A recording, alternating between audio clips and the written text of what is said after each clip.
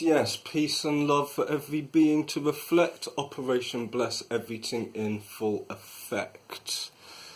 Relax, de-stress, and F the BS. Today, F the BS means forget the belief system. And this is not a case of me arrogantly telling you what to do or think. This is me primarily focusing on where I was wrong, or at least where I've expanded my mind, but beyond previous belief systems. I will get to mumble rap and why I no longer hate it, and why I no longer believe that mumble rap is even a thing. Big up Nova Flip and Hip Hop Debates UK for that. And but first, before I get to that, I'm gonna refer to some things I said in my last video. Just to clarify, I described this era of hip-hop as Drake and Kendrick's era, and I made some comments about T.I. that weren't that complimentary, and I want to state that I'm actually a T.I. fan, not a massive stan of T.I., but he's got a really good flow, and despite the fact that between the year maybe 2000 to around 2012, nearly every mainstream rapper was gangster, and it seemed like you couldn't get signed unless you were an ex-crack dealer. T.I., he's so witty and talented that he was good at that gangster rap anyway. And don't get me wrong, I like a lot of gangster rap, and I'll get onto the fact that those definitions aren't accurate anyway. But also since then, T.I. has released conscious projects to show his versatility as a reaction to the amount of unarmed black people getting shot. So big up T.I. And yeah, big up Drake. I'm not a Drake fan, but I would describe this as his era, his and Kendrick's era, and arguably Kanye's too, just because they're massive artists and they make rap music. I don't personally put Drake in the best ever category, because to me, one of the skills of being an MC is writing your own raps. Now I know he did an interview with Excalibur saying that he does write, but he just also has a team. But that just seemed like a really transparent publicity stunt, especially concerning the interview was with DJ Excalibur, a British DJ, and then his album's got loads of British MCs on it. It's just very too calculated for me to take it seriously, to be honest. Like, I don't know whether or not he's lying, and I don't know how much of it's true and how much is a lie, etc. But it gives me enough reason to question. Regardless, ghostwriting's always been in hip hop since the start. It, to a certain extent, is part of the culture. Puffy doesn't write his own raps, Dre doesn't write his own raps, but nobody calls Puffy or Dre one of the best rappers of all time, because you'd be judging them on who they paid to write their rhymes. If I remember correctly, Jay-Z wrote Still Dre for Dr. Dre. Might have been Forgot About Dre, but I think it was Still Dre. And incidentally, Jay-Z also wrote Buggin' for Bugs Bunny on the Space Jam soundtrack. So yeah, that's those two things out the way. Yeah, the other thing I said in my last video, which I didn't quite finish saying, was Talib Kweli and Styles P released an album the same date that Kendrick released his, and their album is amazing. I'm not going to get into who had the better album out of Kendrick, Talib and Styles, or Joey Badass, but they're all amazing, and there will definitely be some days that I would rather listen to The 7 by Styles P and Talib Kweli. That's all I'm saying. Having said that, DNA is one of my favourite tracks of the past 10 years. So yeah, Kendrick has smashed it. On that note, the EP, 7 tracks, called The 7 by Talib Kweli and Styles P, features Chris Rivers, features Rhapsody, features Common. And if you love hip-hop, especially if you love boom bap 90s inspired hip-hop, but the flows and the beats are just beyond. But if that's what you like, what I, to be honest, used to call real hip hop, support the Seven, support Talib, Kweli, and Styles P. Which brings me to my next point. Talib was once labelled a conscious rapper. Styles P was once labelled a gangster rapper. There's no separation. Styles P has many conscious bars. Talib has done tunes with everyone from Jay-Z and Busta Rhymes.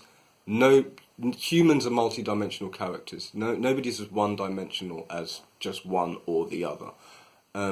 Case in point, some of the originators of gangster rap, like Ice Cube and Ice-T, always had conscious lyrics. Even when C. Dolores Tucker was riding over their tapes, etc. NWA was talking about police brutality early. Ice-T was talking about the dangers of the street life. He wasn't glorifying it. So, yeah, these labels just box things. So, yeah, this is the kind of admission part. I used to say I hate mumble rap. And that's inaccurate. For a start, what is mumble rap? I went back to listen to Future, and he doesn't actually mumble. He raps really fast. He's got a really good flow, and he's saying stuff. I don't like what he's saying, and I'm not a Future fan because I don't support the promotion of opiates. Quick aside, lean is pharmaceutical grade opiates in a sweet drink. It's making the pharmaceutical companies money. I've got my issues with pharmaceutical industry in general, but more to the point, I've got an issue with young people getting addicted to opiates. Heroin is an opiate. These are pharmaceutical grade opiates. It's not a good thing. Beyond that, who else has been labelled mumble rap? Lil Yachty, Lil Uzi, even Migos. Now, don't get me wrong. I'm not a Lil Yachty fan. I'm not a Lil Uzi fan. But to give it a label and say I'm never going to listen to that is basically ignorant. And so, yeah, big up Nova Flip for opening my eyes to me putting up walls to music. I've given Lil Yachty a chance since, and I've given Lil Uzi a chance since, and I don't like their lyrical content, so I'm still not a fan. But I don't hate them. It's just, I'm not a fan. There's no need for me to hate them. The temptation to hate them comes from the love of hip-hop culture and not wanting what I not vibing with to become part of this culture I identify with. And that's just ego. And the truth is there's no separation, as I said. If you call auto-tune mumble rap and that puts you off, etc., where does the fake stuff begin with the auto-tune? Does Tupac using vocoder on California Love, does that put you off? Or if it's the melodic hip-hop, the Drake, Migos, Yachty melodic hip-hop, if you've got a problem with that, do you have a problem with Bone Thugs and Harmony, who are one of the only artists to collaborate with both Tupac and Biggie? Method Man is also on that list. He collaborated with both Tupac and Biggie while they were alive, I hasten to add. I don't count the cut and paste tracks made after they died. So yeah, that's why I no longer, in fact, not only do I no longer hate mumble rap, I no longer believe that mumble rap exists. Because most of them aren't really mumbling. If you make any effort at all to listen, then yeah, they're saying stuff. You might not agree with what they're saying, but they're saying stuff. Where did I want to go after this? I'm gonna chit-chat about the British elections, the general elections coming up. But not in this vid. This vid is specifically about hip-hop culture and how much I love it, and it's because I love it that I'm sharing with you on this subject. I did want to give some big ups though. So, yeah. Check Hip Hop Debates UK on Facebook.